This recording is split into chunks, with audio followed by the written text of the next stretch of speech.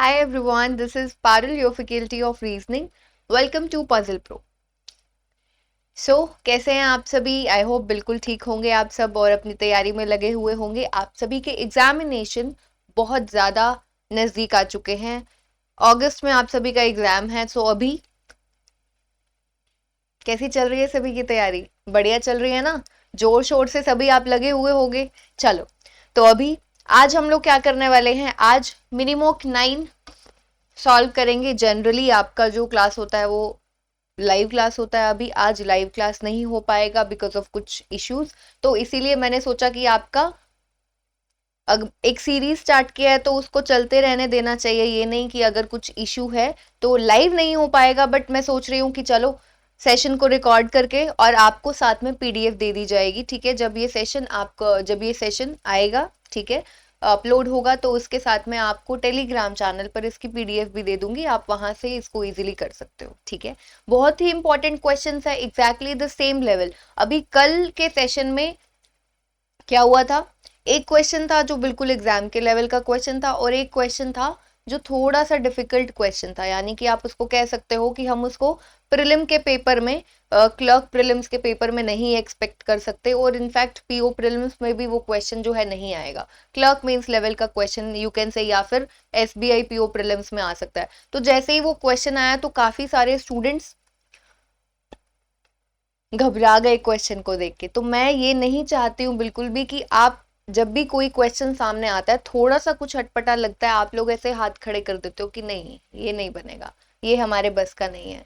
ठीक है, तो ऐसा नहीं होना चाहिए। तो जिन भी स्टूडेंट्स ने कल का सेशन नहीं देखा है जरूर देखे, उसमें एक बहुत इंपॉर्टेंट क्वेश्चन था, सेकंड पजल थी जो कि बहुत इंपॉर्टेंट थी। जिसने नहीं देखा है जरूर देखे, जरूर बनाए उस क्वेश्चन को। ठीक है, तो चलो अभी आज के सेशन को स्टार्ट करते हैं। तो आपका सबसे पहला क्वेश्चन ये रहा। हिंदी वाले स्टूडेंट्स पहले देख लीजिए, आप लोग स्क्रीनशॉट ले लीजिए, फिर उसके बाद में हम लोग इस क्वेश्चन को बनाएंगे।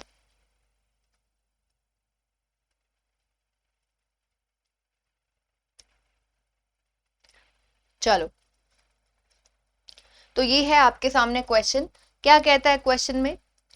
8 persons JKLMNOPNQ work in 3 different companies TCS CTS HCL not necessarily in the same order। ठीक है, 8 लोग हैं, उसने बोला है 3 अलग अलग कंपनीज में काम करते हैं, TCS CTS और HCL। At least 2 but not more than 3 persons work in the same company। कम से कम 3 कंपनीज हैं, टोटल 8 लोग हैं, तो कम से कम 2 लोग तो एक कंपनी में काम करते ही हैं, 2 से कम हो नहीं सकते, और ज्यादा से ज्यादा 3। ठीक है, तो ऐसा होने वाला है। कहता है each of them likes a different brand, Cobb, Levi's, Duke, Wrangler, Arrow, Reebok, Adidas, Red Tape, not necessarily in the same order.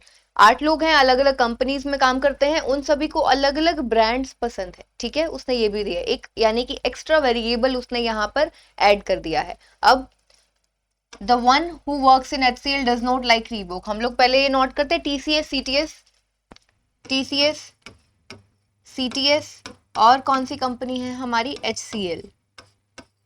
तो ये 3 कंपनीज हैं हमारी जिसमें 8 लोग काम करते हैं।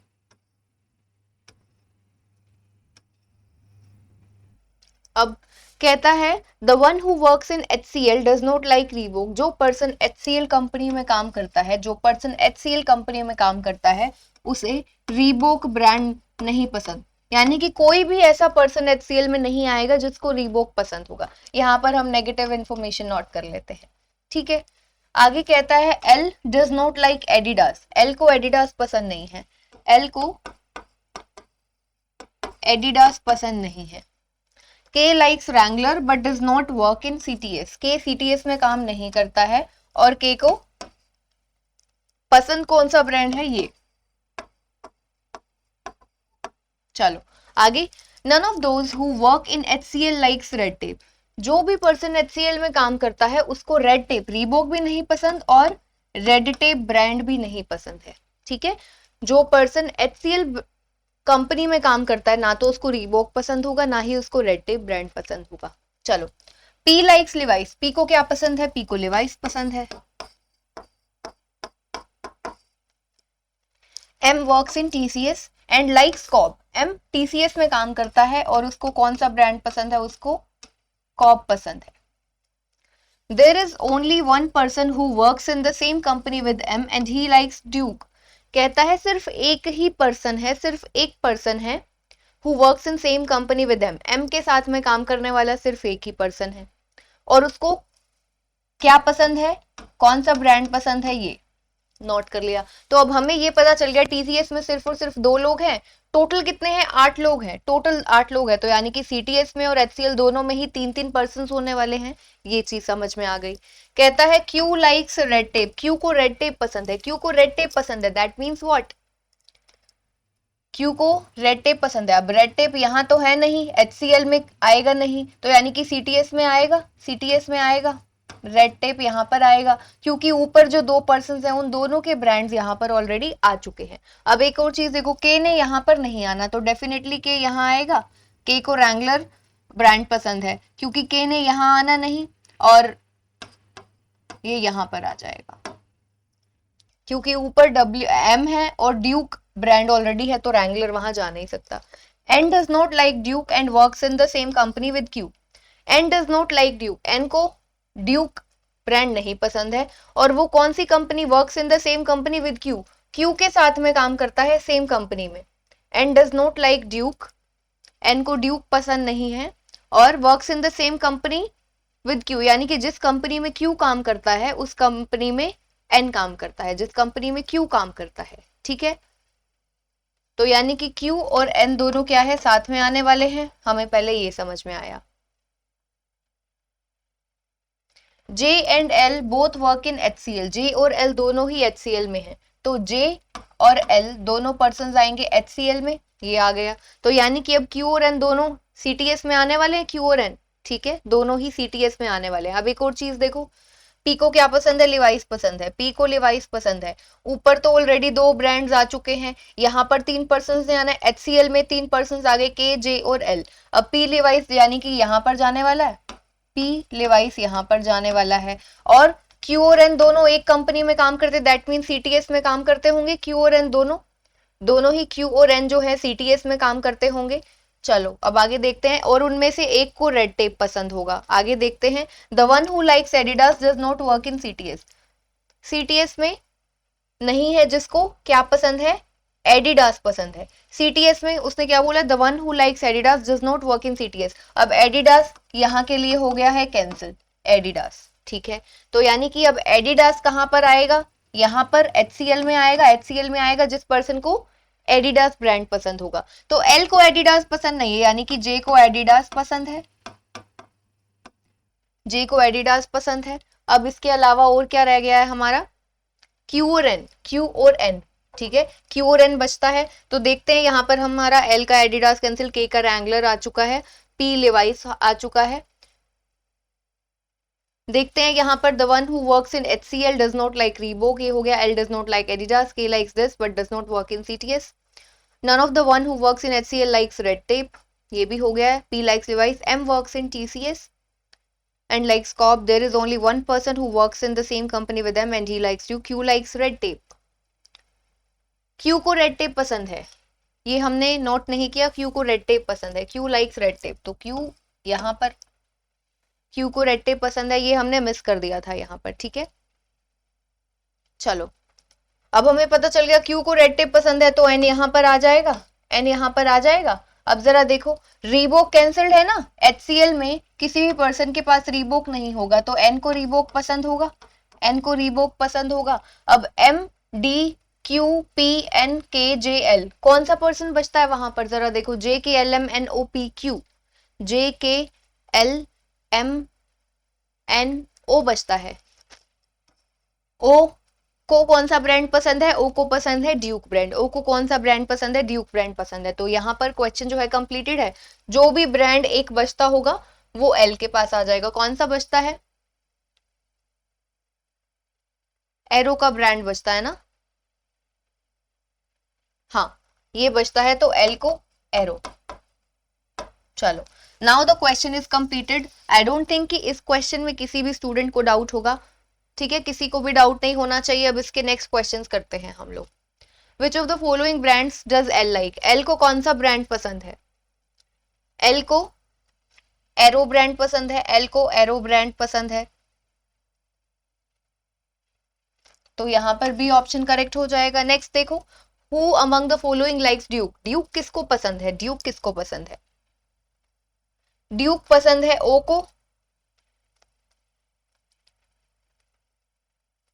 तो यहां पर ए ऑप्शन करेक्ट हो जाएगा यहां पर। ठीक है, चलो next, who among the following works in TCS, TCS में कौन कौन काम करता है, इस क्वेश्चन का आंसर आप सभी को कमेंट सेक्शन में बताना है, इसका आंसर आप सभी को कमेंट सेक्शन में बताना है। चलो नेक्स्ट क्वेश्चन पहले हिंदी में देख लीजिए, हिंदी में जिन स्टूडेंट्स को देखना है देख सकते हैं।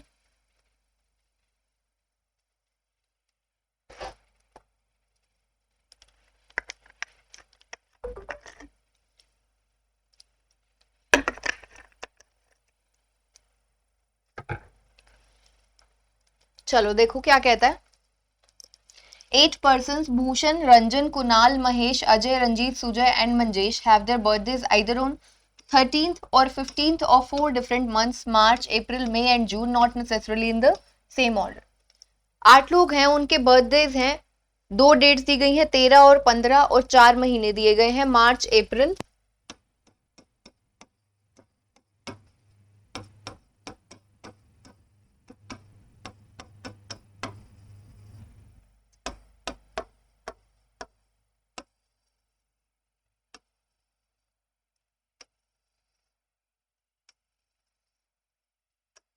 दो डेट्स दी गई हैं 13th एंड 15th। चलो अब देखो क्या कहता है, Bhushan has his birthday on 13th of a month having 31 days. Bhushan का बर्थडे आएगा 13th को कौन से मंथ में, जिसमें 31 डेज वाला मंथ होगा। 31 डेज वाला कौन सा है, मार्च है, ये है। तो यानी कि भूषण जो है आपका यहां पर आ सकता है, और भूषण आपका कहां पर आ सकता है, यहां पर भी तो आ सकता है 13th को।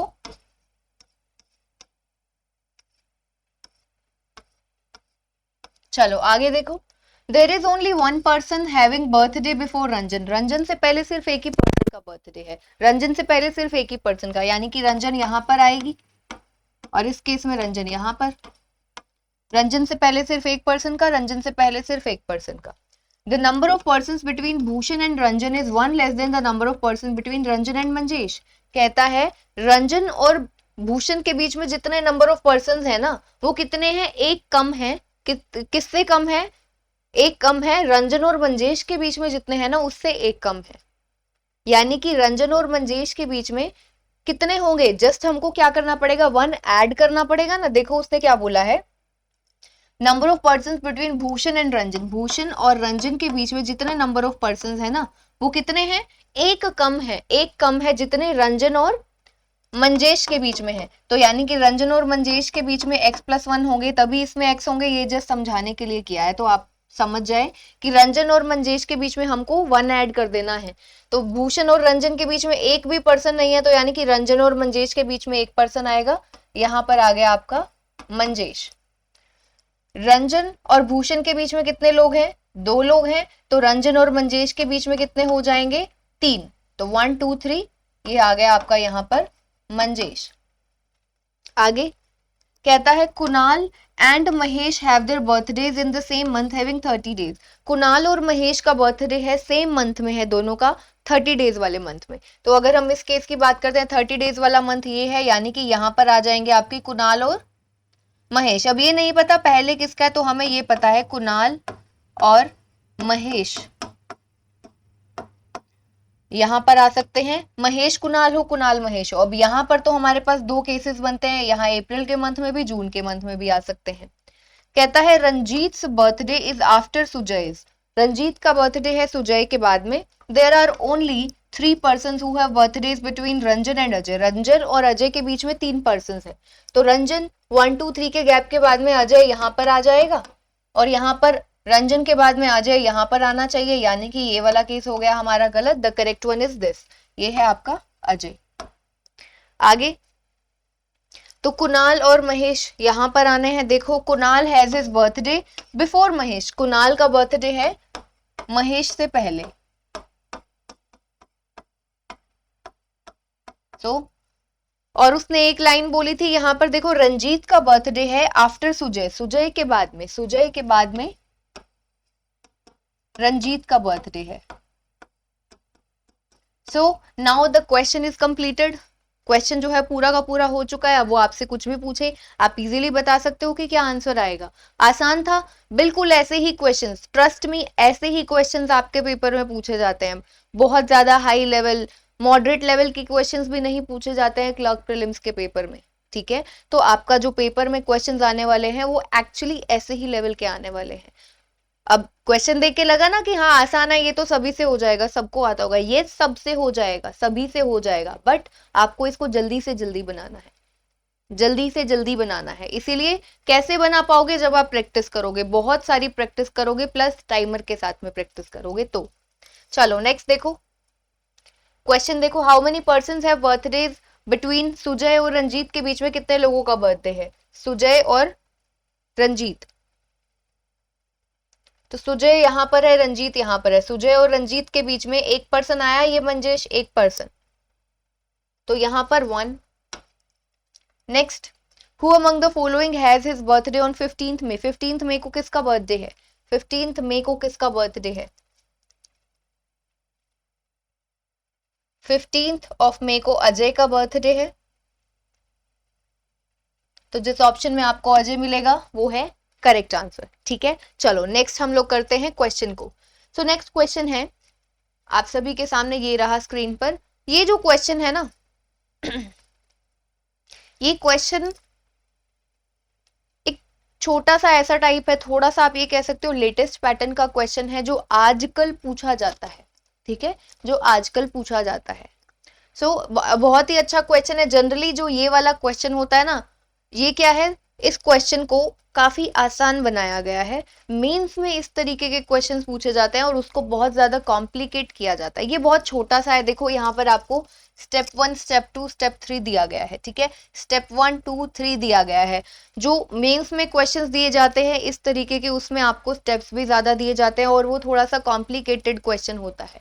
ठीक है, थोड़ा सा कॉम्प्लिकेट किया जाता है, उसको लेंदी भी बनाया जाता है, सब कुछ किया जाता है। तो ये जो क्वेश्चन है मेंस का ही है, मेंस के लेवल को बहुत ज्यादा कम करके, यानी कि ये आपके पीओ में क्वेश्चन, पीओ प्रीलिम्स के पेपर में ये क्वेश्चन पूछा जा सकता है। आसान है, आप अभी देखोगे। आप क्या करो, मैं आपको पीडीएफ तो वैसे भी देने वाली हूँ, आप पहले इस क्वेश्चन को खुद से देखिएगा और खुद से बनाइएगा, बन जाएगा। नहीं बनेगा वीडियो जरूर देखिएगा, सॉल्यूशन जरूर देखिएगा, बहुत ही आसान है। सिर्फ और सिर्फ जैसे कल एक क्वेश्चन आया था, मैं आपको बार बार बोल रही हूँ, देखने से लगता है कि नहीं होगा, ये क्या नया चीज आ गई, क्या नई टाइप आ गई, कुछ भी नया नहीं है। पढ़ोगे, समझोगे, लैंग्वेज को समझने की कोशिश करोगे, बन जाएगा। चलो देखो अब इस क्वेश्चन में क्या कहता है, study the following information carefully and answer the questions given below. आपको ये एक सीरीज दिया गया है, स्टेप 1, स्टेप 2, स्टेप 3 दिया गया है और उसके बेसिस पर ये क्वेश्चन पूछा गया, which of the following element is 7th to the right of the element which is 10th from the left hand in step 3, यानी कि स्टेप 3 की बात हो रही है। और स्टेप 1 में देखो क्या कहता है, those numbers which are immediately preceded by the symbol and immediately followed by an alphabet are written at the right hand in ascending order. थोड़ा आराम से पढ़कर देखो क्या कहता है। आपको स्टेप 1 में क्या करना है, ऐसे numbers which are immediately preceded by symbol and immediately followed by alphabet are written at the right end। उनको हमने कहां पर लिखना है, सबसे राइट एंड पर लिखना है, राइट एंड पर लिखना है, और वो भी असेंडिंग ऑर्डर में। ऐसे नंबर्स जिसके जस्ट पहले सिंबल हो और बाद में अल्फाबेट आएगा, तो वो जो नंबर्स होंगे ना, उनको, ये तो वही रहेंगे, वो आपको आइडेंटिफिकेशन का तरीका बता रहा है कि कौन से नंबर्स को राइट एंड पर प्लेस करना है। ऐसे नंबर्स को जिसके जस्ट पहले सिंबल हो और बाद में कोई अल्फाबेट आए, उन नंबर्स को राइट एंड में, सबसे राइट एंड में लिखना है, और राइट एंड में लिखना है और असेंडिंग ऑर्डर में लिखना है। कितना आसान है, आसान है ना। तो जरा देखो, हम ऐसे वो नंबर्स देखते हैं जिसके जस्ट पहले सिंबल होगा। तो क्योंकि यहाँ पर इसमें हमें पूरी सीरीज में सिंबल्स कम नजर आ रहे हैं, तो सिंबल ढूंढ लेते हैं, सिंबल के बाद में नंबर देखेंगे, फिर अल्फाबेट। तो सिंबल, उसके बाद में नहीं मिला नंबर, सिंबल, ये मिला, फिर नंबर, अल्फाबेट, यानी कि एक 9 हुआ, एक 9 हुआ, यानी कि 9 को हमको राइट एंड पर प्लेस करना पड़ेगा। अभी ऐसे और भी नंबर्स होंगे, पूरी सीरीज चेक करो। सिंबल ये मिला हमें, उसके बाद में हमें ये नंबर मिला, उसके बाद में अल्फाबेट मिला, यानी कि एक 8 है। एक ये सिंबल मिला हैश, देन 7, और देन हमको मिला अल्फाबेट, एक ये 7 है। इसके अलावा सिंबल के बाद में एच आ गया, अल्फाबेट आ गया, हमें चाहिए था नंबर। तो यानी कि हमारे पास टोटल ये 3 नंबर्स हैं, हमारे पास ये टोटल 3 नंबर्स है जिनको हमने राइट मोस्ट एंड पर प्लेस करना है। तो बस बना देते हैं इसको। तो आपका जो फर्स्ट स्टेप है वो क्या हो जाएगा, after rearrangement as it is note करना है। जिसको मैंने अंडरलाइन किया है उसको छोड़ देना है, क्योंकि उनको तो हमें कहां पर प्लेस करना है, राइट मोस्ट एंड पर। तो पूरा एज इट इज रहेगा। Eight the rate, first step क्या बनेगा हमारा, ये बनेगा एट द रेट M36P%। अब बारी किसकी आई, 9 की बारी आई। 9 को हमें नोट नहीं करना, क्योंकि उसने क्या बोला है, देखो उसने बोला है दोज नंबर्स, वो नंबर्स जो हम यहाँ पर निकाल चुके हैं उनको कहां पर प्लेस करना है, are written at the right end, right end पर लिखना है उनको, ठीक है। तो 9 को छोड़ देंगे, आपका आ जाएगा देन के, फिर आ जाएगा आपका टी। यहां तक कर लिया, डॉलर का साइन आया, फिर आया 8। 8 को फिर से हमें नोट नहीं करना है, उसको छोड़ देंगे। देन आ जाएगा आपका ए हैश, हैश के बाद में 7 को नोट नहीं करना है, D S star H 2 W and Z. अब हमें नोट करना है इन नंबर्स को, 987 असेंडिंग ऑर्डर में क्या हो जाएगा, 789। आसान था, बिल्कुल भी डिफिकल्ट नहीं था। ये आपके प्रीलिम्स में पूछा जाता है, ठीक है। मेंस में बहुत कॉम्प्लिकेट कर दिया जाता है, इसीलिए इसको काफी आसान कर दिया गया है। और ये आपके प्रीलिम्स में, पीओ प्रीलिम्स में आप एक्सपेक्ट कर सकते हो कुछ एक नया टाइप ऐसा आ जाए, ठीक है। चलो अब स्टेप 2 में कहता है after completing the step 1, step 1 को कंप्लीट करने के बाद इंटरचेंज करना है odd number with the previous element in the series to form the step 2। ध्यान से पढ़ो, इंटरचेंज करना है, इंटरचेंज करना है ओड नंबर को with the previous element. Odd number के जस्ट पहले जो एलिमेंट होगा इन द सीरीज, यानी कि गिवन सीरीज में जो स्टेप 1 वाली सीरीज बनी है ना, उसमें ओड नंबर से जस्ट पहले जो भी आएगा उनको आपस में क्या करना है, इंटरचेंज करना है ओड नंबर को विद द प्रीवियस एलिमेंट, और आपका स्टेप 2 बन जाएगा टू फॉर्म स्टेप 2। सिंपल है। तो हमें क्या ढूंढना है, ओड नंबर। ऑड नंबर ये रहा, उससे जस्ट पहले m, यानी कि m और 3 को हमने इंटरचेंज करना है। इसके बाद में 5 आया, तो 5 से जस्ट पहले है q, इन दोनों को इंटरचेंज करेंगे। फिर आगे देखो कहां पर हमें मिला, 7 मिला, 7 से जस्ट पहले z है, इन दोनों को इंटरचेंज करेंगे। 9 ऑड नंबर है, उससे जस्ट पहले 8 है, इसको इंटरचेंज करेंगे। तो क्या बन जाएगा, सेकेंड स्टेप जो है हमारा वो क्या बनेगा, at the rate 3M6P as it is note कर लेंगे। अब इसको करेंगे इंटरचेंज, 5Q हो जाएगा।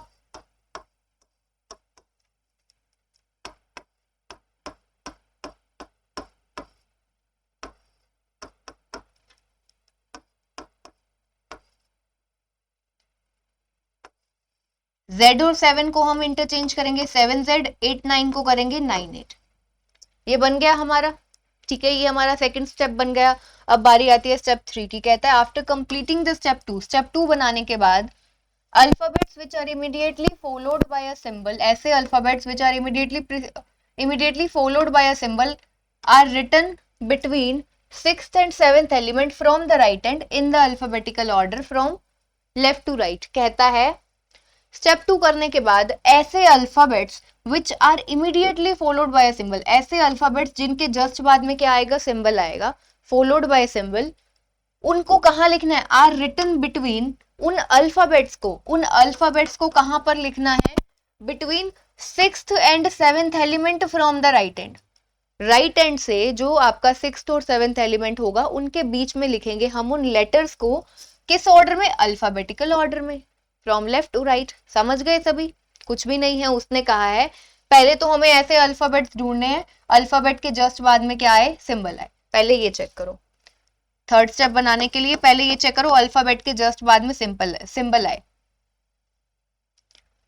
तो सिंबल से जस्ट पहले अल्फाबेट ये P आया, सिंबल से जस्ट पहले अल्फाबेट, सिंबल से जस्ट पहले अल्फाबेट ये आया, सिंबल है हैश, उससे जस्ट पहले अल्फाबेट आया A, सिंबल है स्टार, जस्ट पहले आया S, आगे कोई सिंबल है नहीं, ठीक है।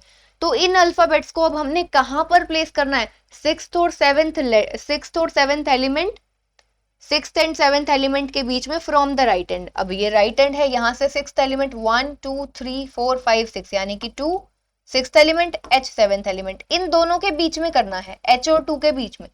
पूरा एज इट इज नोट करेंगे हम, @3m6। P को नहीं करना है क्योंकि P को तो हम H और 2 के बीच में करेंगे, ठीक है, P को नहीं नोट करना है, इसीलिए मैंने उनको अंडरलाइन कर दिया।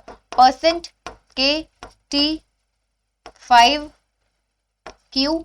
अब C की बारी आई, C को नोट नहीं करेंगे, A को नोट नहीं करेंगे, हैश आ जाएगा, फिर D आ जाएगा आपका, S को नोट नहीं करना है, स्टार आ जाएगा, H आएगा। अब H आ गया, H के बीच में हमको, H और 2 के बीच में करना है हमको नोट। कौन कौन से लेटर्स है, P, C, A और S। किस तरीके से, लेफ्ट टू राइट करना है, अल्फाबेटिकल ऑर्डर में, लेफ्ट टू राइट। तो पहले कौन सा आएगा, A आएगा आपका, A के बाद में कौन सा आएगा, C आएगा, फिर आपका P आएगा, फिर आपका S आएगा, ACPS आ गया।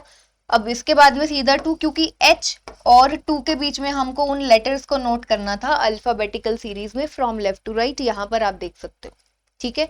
अब आगे एज इट इज आ जाएगा W 7 Z 9 एंड 8।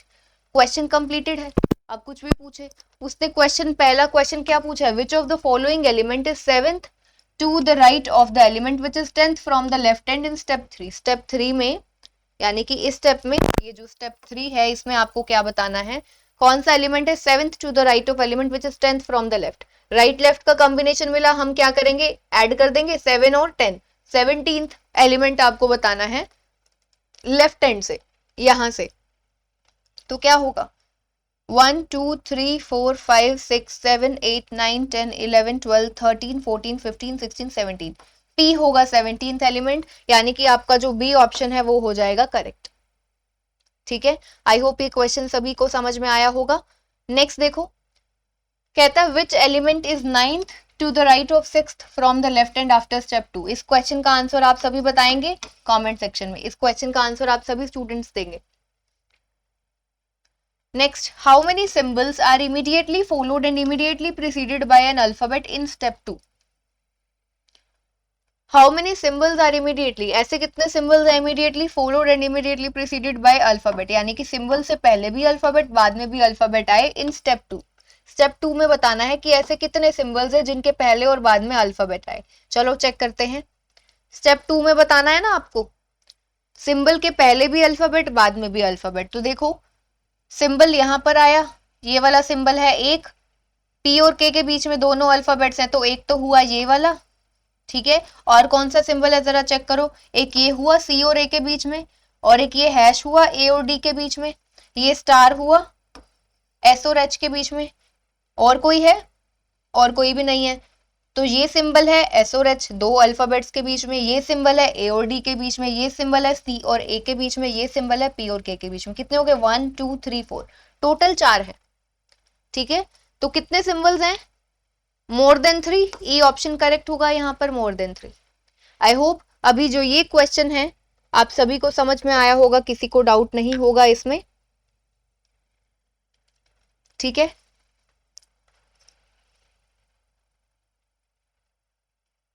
चलो नेक्स्ट क्वेश्चन देखो, some kite is bat. Some kite is bat आपका फेवरेट टॉपिक सिलॉग्स। कुछ काइट क्या है, बैट है। सम बैट इज बॉल, ये बॉल है। Only a few ball is stump, यानी कि some balls are stump and some balls are not stump. So जो आपका स्टैंडर्ड वेन डायग्राम बनता है वो हमने बना लिया है यहाँ पर। सबसे पहला conclusion, some bat is stump, bat यहाँ पर है, स्टंप यहाँ पर है। हमको इनके बीच में एग्जैक्टली ऐसा नजर नहीं आ रहा कि बैट का कुछ पोर्शन स्टंप में है, नहीं नजर आ रहा, ये हो गया गलत, कांट से वाला। Next, all kites can be stump, कहता है कि जो पूरी की पूरी काइट्स हैं वो स्टंप हो सकती हैं। अब काइट यहाँ पर है, स्टंप यहाँ पर है, उनके बीच में कोई भी एग्जैक्ट रिलेशनशिप नहीं नजर आ रहा, तो वो कुछ भी पूछेगा, पॉसिबिलिटी पूछिए ना, तो वो तो सही होगी। सारी की सारी जो काइट्स हैं वो स्टंप में जा तो सकती हैं, सारी की सारी जो काइट्स हैं वो स्टंप में जा सकती हैं। नेक्स्ट देखो, all ground is field,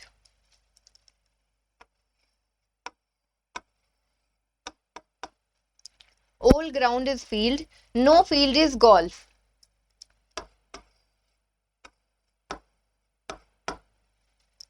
only a few gold is hockey,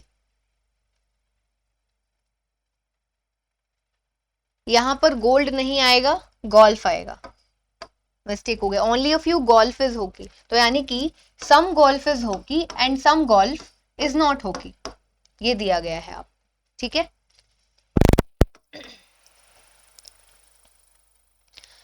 पूछता क्या है क्वेश्चन में, देखो क्वेश्चन में पूछता है आपसे all hockey is ground, all hockey is ground, अब हॉकी यहां पर है, ग्राउंड यहां पर है, दोनों के बीच में एज सच कुछ भी एग्जैक्ट रिलेशनशिप तो नजर आ नहीं रहा हॉकी और ग्राउंड के बीच में, ऑल हॉकी इज ग्राउंड हमें नहीं नजर आ रहा, ठीक है, तो ये क्या होगा, गलत होगा कांड से वाला। सम ग्राउंड इज गोल्फ, कहता है सम ग्राउंड इज गोल्फ, ग्राउंड ये है आपका, गोल्फ यहाँ पर है, अब सम ग्राउंड इज गोल्फ पूछ रहा है, और पूरा का पूरा जो ये आपका एफ है यानी कि फील्ड है ये गोल्फ से दूर है, तो ये तो सीधा सीधा 100% गलत हो गया ना, क्योंकि ग्राउंड का कोई भी पोर्शन गोल्फ में फाइनली जाएगा ही नहीं, नहीं जाएगा। अगर वो आपसे ये पूछे कि सम ग्राउंड इज नॉट गोल्फ, बिल्कुल सही हो जाएगा, वो आपसे ये पूछे नो ग्राउंड इज गोल्फ, वो भी बिल्कुल सही हो जाएगा, ठीक है। तो चलो ये आज के क्वेश्चंस थे, आज के सेशन में हमने 2 पजल्स बनाए हैं, बहुत इंपॉर्टेंट, जैसे आपके पेपर में पूछे जाते हैं एग्जैक्टली उसी लेवल की। एक हमने नए पैटर्न का क्वेश्चन किया है जो इससे पहले किया था, आपको सीरीज दिया जाता है, सीरीज के साथ में कुछ एक स्टेप्स दिए जाते हैं और फिर उसके बेसिस पर जो क्वेश्चंस दिए जाते हैं उसको आंसर करना होता है, वो एक नया पैटर्न है, पूछा जा सकता है आपके पेपर में, वो भी कराया है, और अभी हमने सिलॉक्स के क्वेश्चन किए हैं। तो आई होप अभी आज के सेशन में आपको जितना कराया है आप सभी को समझ में आया होगा। कहीं पर किसी भी चीज में कुछ डाउट रहता है तो कमेंट सेक्शन में जरूर बताइएगा, और जो क्वेश्चंस पूछे गए हैं वो भी बताइएगा, उनका आंसर भी जरूर दीजिएगा। तो मिलते हैं फिर नेक्स्ट सेशन में, टेक केयर एवरीवन।